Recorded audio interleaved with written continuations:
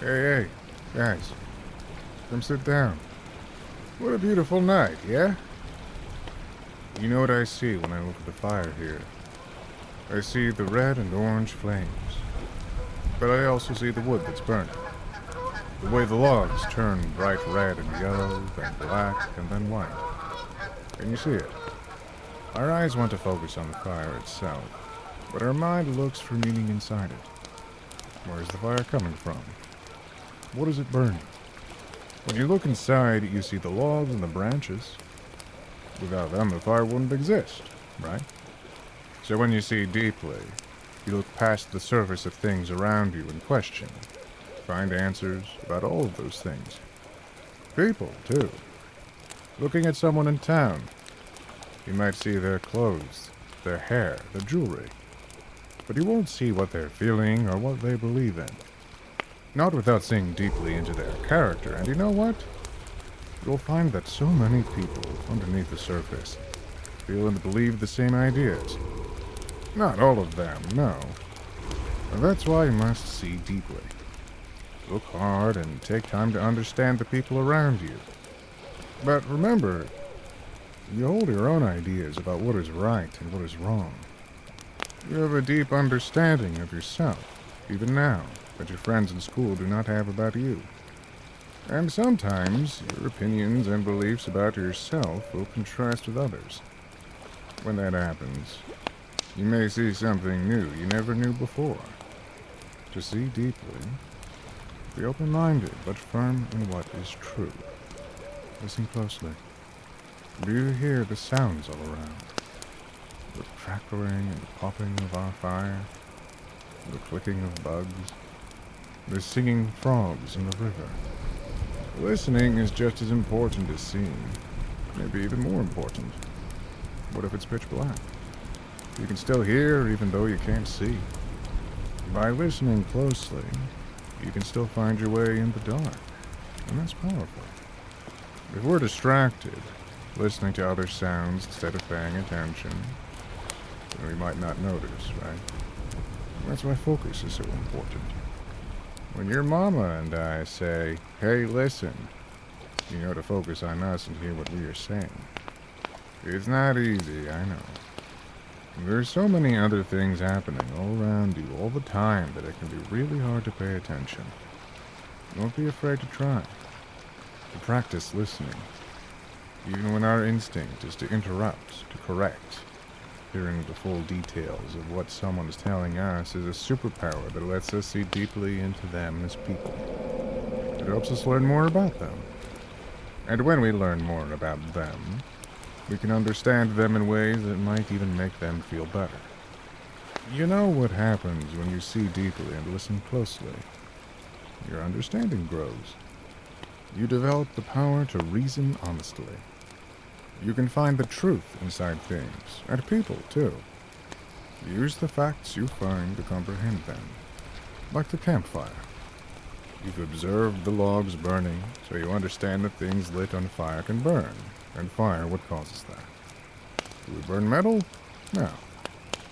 It changes color when hot, like the logs do, but it's not the same as wood. It's not as safe, and it doesn't produce the same fire. We learned that by knowing fire and wood and the metal as individual objects. What's really special about reasoning honestly is that some people can learn everything there is to know about fire and what burns well and what doesn't. Others may not know all that, but they know how to do other things. Someone might know how to bake bread, which needs heat and fire to happen, even though they don't know the difference between wood and metal burning. They use the same object, fire. They know different and unique things about it, though. The one who knows about how things burn might learn a thing or two from the bread baker. And the bread baker might learn more about how fire works by listening closely to each other, sharing the truth. Sometimes, people get so caught up in what they know that they stop reasoning honestly because they feel like they already know. Maybe they do. Maybe they don't, but the best people are the ones who apply listening closely and seeing deeply to be able to know which is which. To recognize when someone knows something you don't, and when they are not being honest. And remember, there's no shame in looking for confirmation of what someone says. To really know a fact, it's important to prove it's true. Let's go back a bit. The other part of listening closely that will really help you reason honestly is to speak clearly. Say what you mean what you say, and know the difference between the two. Talking is how we share information, right? That's what I'm doing right now with you. Speaking to you about things I know that you may know, but might not understand as deeply as I do. The fire master and the bread baker can share their understanding by having a conversation. Talking. If they listen closely to each other, their personal knowledge grows. They become better as individuals. Sometimes, you can even reason honestly by speaking clearly. It's called asking questions, isn't it? When I taught you both how to make the campfire, you didn't know how. You didn't know what kindling is. You didn't know how to find it in a pile, or how to place the wood so it would burn well. I did, and I shared that information with you by speaking clearly to you. I also let you ask questions, and I answered them so you could understand the safest and best way to start a campfire that I know of. And you know what? Your grandfather might know more about making campfires than I do. So if I wanted to know a better way, I can ask him and listen closely to his instructions. Now, this is really important. When someone doesn't speak clearly, it's because they don't really know, but they want to sound like they do. It happens a lot, which is why listening closely is so important. Never hesitate to ask a question, okay? Just be listening to their answer. If someone can't explain it easily to you by speaking clearly, they don't really know. Sometimes people will try to push you to change what something means. If you know the meaning truly, speak clearly about it. Be honest. If you're afraid to speak clearly about something you know is not true, it's okay. Just remember to act bravely. Courage is not never being afraid. Courage is being very afraid and pushing through that fear to do what you know is true and just. Sometimes it's in service to others, like soldiers defending our country. Sometimes it's standing up to a bully, and being fair even when we don't want to be. To act bravely is to overcome fear, not defeat it. It's simply never letting fear control you. We, that is, your mama and I, as adults, act bravely all the time when we must make hard decisions for the both of you. Without courage, it's hard to make tough choices, and even harder to pursue your dreams. When you feel free to speak clearly, your ideas can be explored, and you can learn more about yourself and all the world around you. If you say, I want to be a soldier and defend my country, then you and I can talk about that. We both can speak clearly, and we both listen closely to each other. That way, we will determine the truth together, and know what we want to do to help you succeed. You, my beloved children, must always remember that we love you. That as long as you act bravely in a just and moral way, we will support you without question. Bravery and courage can be used inappropriately and selfishly so, and it's never good. Being selfish at the expense of others can seem like a good idea. If your sister has candy and you want it too, why not take it from her for yourself? Yes, exactly, that's wrong. It hurts her feelings. And this, to deny the self, is to give up what you want for better things, like not hurting your sister. Sometimes there is a better way when you see deeply and listen closely. A compromise, like a bargain. You share your toys for a piece of her candy. Sometimes a short-term sacrifice gives a long-term benefit.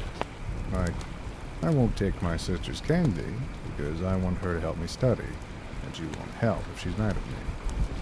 That's reasoning honestly. To take into consideration the consequences of our actions, each one of us, even you, becomes part of a society. First within our family, where we all walk together and share or compromise so every one of us is happy, healthy, and safe. Then, as you grow older, you will find yourself in the same situation with your neighbors. The choices you make decide whether you are part of their society or not. Each way has its benefits and drawbacks, so reason well and choose wisely. It's much harder to live alone than it is to live with others. That's why community is so important, and why, as well, self-respect and denying the self go hand in hand. That can be very tricky, but once you understand how to do it, it becomes a strong way to keep yourself disciplined. There are needs, and there are wants. You both, individually, must come to know the difference as you grow up. I believe in you. In time, you'll find yourself faced with many trials, like standing up to bullies. When that happens, I want you to remember to act bravely and defend the individual. That doesn't mean standing beside someone who behaves differently, though that might be necessary. What it really means is to protect freedom of thought and expression. Maybe the bully is targeting this person because they believe something different. Maybe you believe the same thing as the bully or the victim, but that doesn't change the truth. The victim and the bully both have the right to express themselves, and that must be upheld. They both have the freedom to share their ideas and receive feedback, not to be punished for asking questions or offering suggestions. Reason honestly when confronted with moments like these. Stand for liberty and the freedom of expression, even when you must say, no, I disagree with the idea offered. It's going to be hard to do, and sometimes others will not appreciate you for doing so. At the end of the day, I hope that both of you go to sleep feeling that you did what you felt was right and you're at peace. I wish that everyone could do the same. In order to treat each other with respect, use all these skills to defend the individual when the need arises. Not the want, the need. While the ideas may change as you get older, the honor and respect you give to those around you, that is to say, the liberty you treat your neighbors with, will strengthen the bond of community and even teach others a better way to live their lives as well. Much of what I've told you so far, you already know because you've seen me do these things. The way I work with our neighbors, attend our town meetings, and treat everyone with fairness. I consider these traditions, behaviors, and ideas that have served me and so many others so well in our daily lives. I hope that when you grow up, you'll decide which of my traditions you want to keep as your own. Traditions help us teach each other as a people to grow and live life the best way possible. Even if you decide to put aside a tradition because it doesn't mean anything to you, I will be proud as long as you respect tradition itself. The concept of passing down wisdom and the understanding that all things change. Getting bogged down in traditions that you follow simply because I did, even though those traditions don't affect your life for the positive anymore, would be a shame. Always seek to start your own traditions or alter established ones. This is a good thing. This way, you can participate in the sharing of wisdom like I'm doing with you now. I told you how I built our home. It starts with a powerful and sturdy foundation to build walls and windows, floors, and doors. Traditions can be those walls and windows made of good materials that last a long time. But when that material does rot away or become broken, it must be replaced to keep your home warm and safe. You can even add more floors, doors, windows, and walls as your life expands and grows. Treat traditions this way. Build them where you need them. Replace them when they are useless. And treat them with respect while they are useful. In order to do this well, you both must do as I do and face the present. See deeply the world around you, watch it grow and change, and adjust yourself to live well within it. Take our traditions into the present and put them up against your life and reason. Honestly, which of them applies, and which may be changed or discarded? Speak clearly to each other about what you see and hear to share new ideals and face the constant evolution of time. Together, with these skills I teach you, you will survive and thrive with our ever-growing family. Do not get trapped in the past. The past is gone. It is over. It cannot be changed, only appreciated and learned from. See the world for what it is and what it can be, so you can work toward the future that you want to see our world become. Waiting for the future, like being stuck in the past, only wastes your time. To cultivate the future is to acknowledge that it is infinite possibilities you and you alone can mold through your actions. What do you want to do? Who do you want to be? These are your goals for your future. What world do I want to live in? This is a question of the future, one shared by all. I call this cultivating because, like getting a garden to grow, the future is not something that simply appears. You coax it to life with your choices, your good deeds, and your attention. See deeply the world beyond, take steps toward it, and take actions to bring the future you desire into being. Both of you are the farmers of the future world, one seed at a time, one cup of water given, one sun-shining day. Live life in the present, and nurture it into all that you want the future to become. As I have done with you, so I ask you to do with others. Tonight, when we lay our heads down and sleep, I hope you both will close your eyes and think about this and this alone. You are the master of your life, your mind, and your actions. And all that you can be rests in you, ready to blossom and grow fruits to feed your world in the days to come. As you settle, I hope that you look back briefly at your day, the past, and find all that you did to be your good work. See deeply the path you tread, listen closely to your heart, and reason honestly what you can do better tomorrow.